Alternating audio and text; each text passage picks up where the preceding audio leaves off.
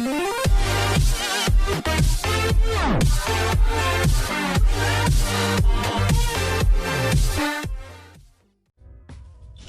adik-adik, kali ini kita akan bahas persilangan satu sifat beda atau yang disebut dengan monohibrid. Ya. Tetapi sebelumnya kalian harus sudah memahami istilah-istilah penting dalam genetika yang sudah dibuat pada video sebelumnya. Ya. Oke, misalnya di sini ada persilangan kacang ercis.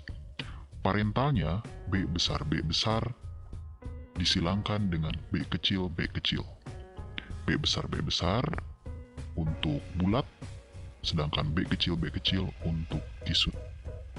Setelah itu tentukanlah gametnya. Nah, gametnya berarti ada B besar dan B kecil. Setelah diketahui gamet, maka tinggal dikalikan. Maka akan menghasilkan F1 atau keturunan pertama, yaitu B besar B kecil untuk genotipnya, sedangkan untuk fenotipnya bulat. Karena B besar di sana bersifat dominan. Jika ditanyakan F2, berarti F1 disilangkan dengan sesamanya, yaitu B besar B kecil disilangkan dengan B besar B kecil. Kemudian tentukan gametnya. Berarti ada B besar B kecil dan B besar B kecil. Nah, selanjutnya kalian harus membuat tabel atau diagram Punnett. Perhatikan tabel berikut ini.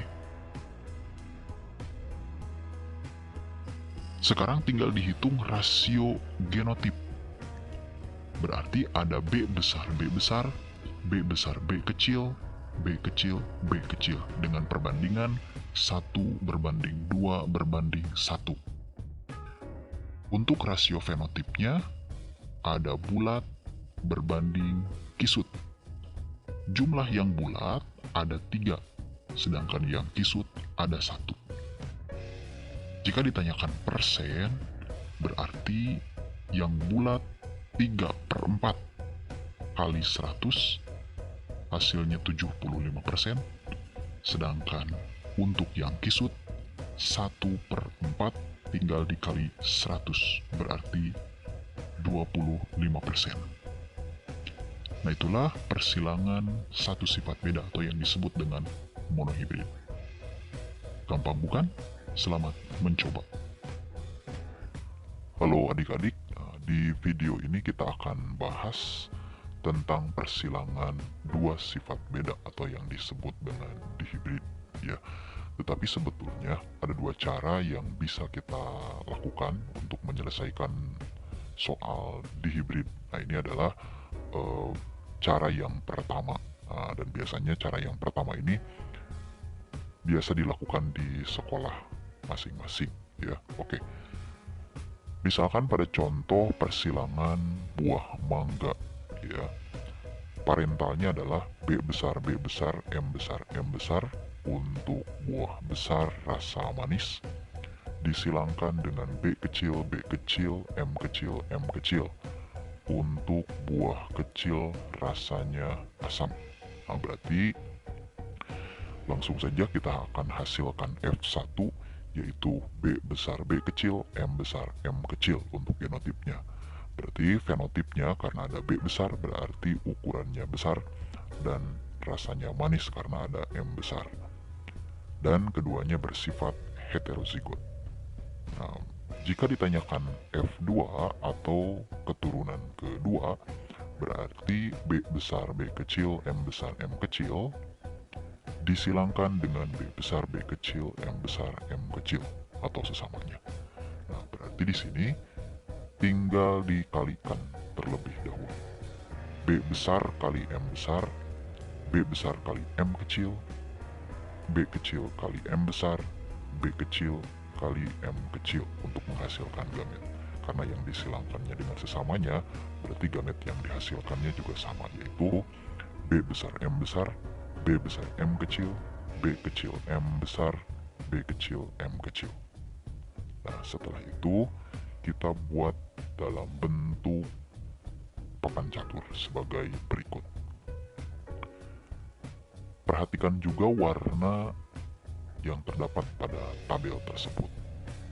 Ya, dari tabel tersebut berarti kita bisa menghasilkan rasio genotip yang terdiri dari B besar M besar M besar, B besar M besar M kecil, B besar B kecil M kecil M kecil, B besar B kecil M besar M kecil, B besar M kecil M kecil, B besar B kecil M kecil M kecil, B kecil M besar M besar, B kecil M besar M kecil, dan B kecil M kecil M kecil dengan rasio perbandingan 1 berbanding 2 berbanding 2 berbanding 4 berbanding 1 berbanding 2 berbanding 1 berbanding 2 dan berbanding 1.